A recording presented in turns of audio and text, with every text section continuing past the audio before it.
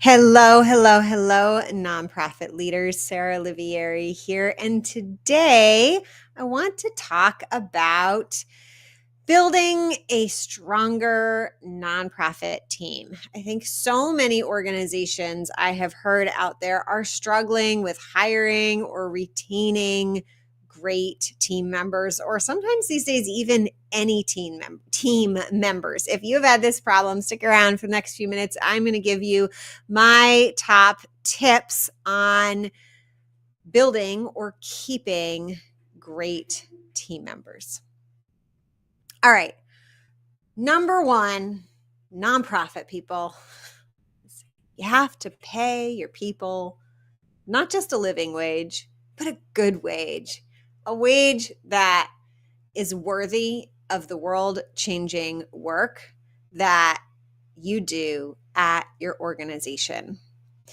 If you underpay people, they will burn out, they will leave, and they're not giving you their best because their mind is partly full of, ugh, I'm underpaid, or oh, maybe I should think about getting another job, or friends and family, you don't make enough.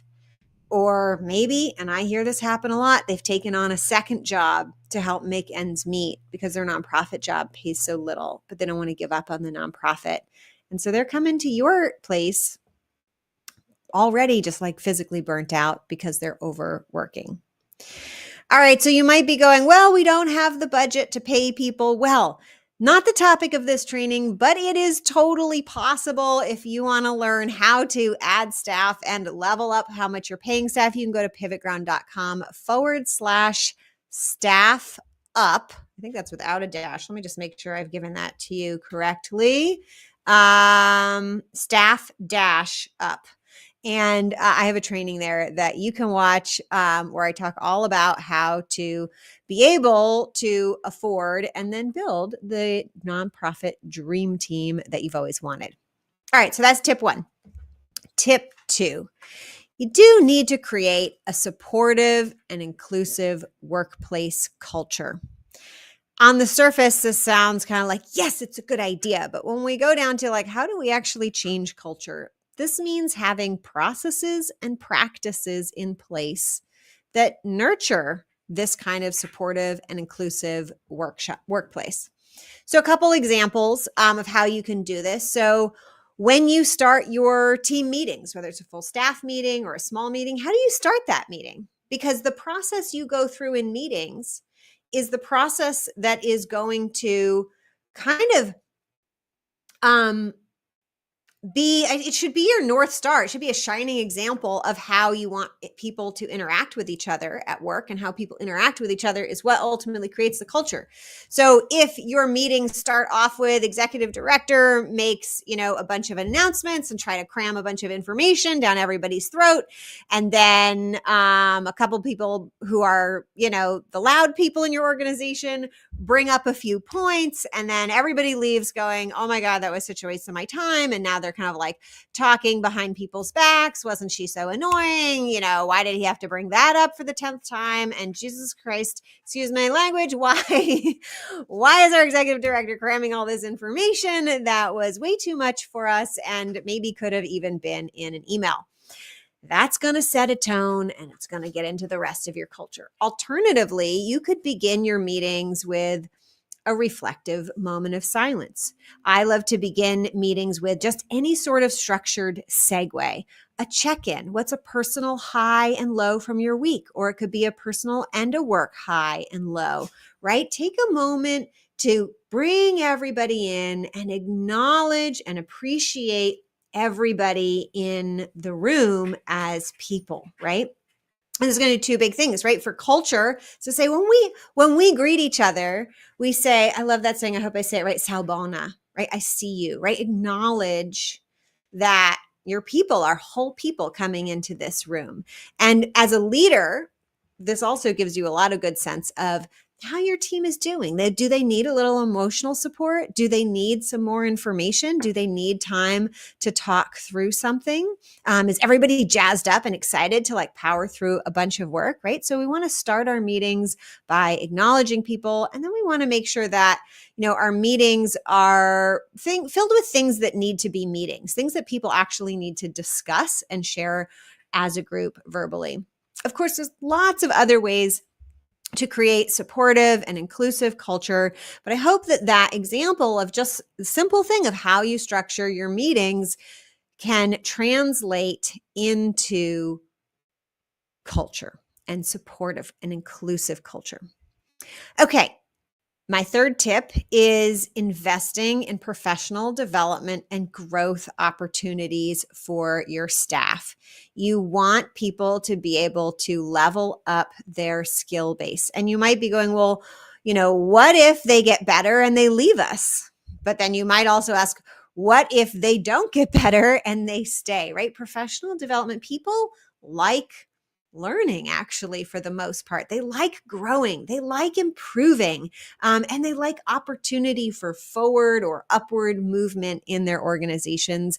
And it is just so healthy to be nourishing. And by doing that, right, we're also talking about that in the culture we want. We are encouraging people to have a learning mindset, which is sometimes called a growth mindset. And that is really, really good for our organizations and makes our organizations places where people want to be and stay and join. All right, my last tip for you today is to build pathways for career advancement. And even if there isn't room in your organization, create pathways that help people find their career advancement. I think that as employers, as leaders, we can be nurturers, shepherds, guides, sages to the people in our organizations who maybe aren't, and I don't want to say, right, not the people we just supervise, the people who haven't gone on as far a journey, like maybe, and we can do this in so many ways. It doesn't have to be a hierarchical structure. You can, people can buddy up. You can have all sorts of ways to nurture and create opportunities for career advancement. So don't just limit yourself to your organization. But the amazing thing that might happen is somebody might be excited about maybe they want to be great at sponsorships. And you're like, well, we don't do sponsorships at our organization.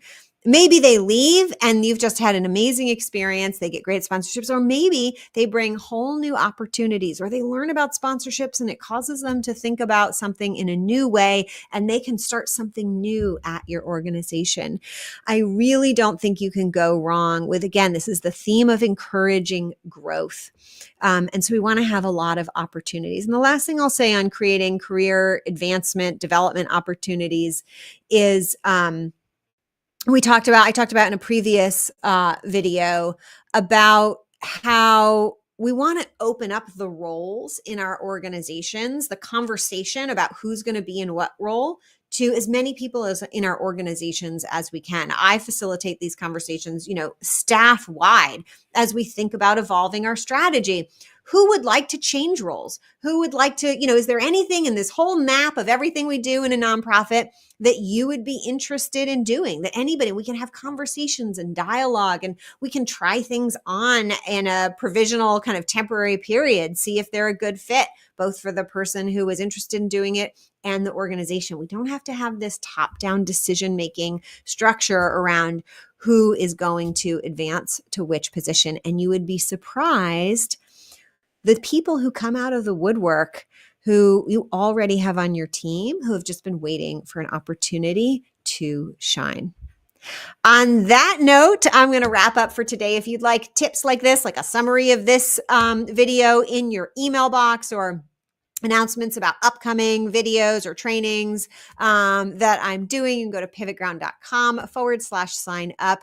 And if you're like, oh my God, I want like Sarah helping hold my hand, like guiding me through how do we actually implement these things in my organization, go to pivotground.com/application. That's an application to work with me. I have a few different options.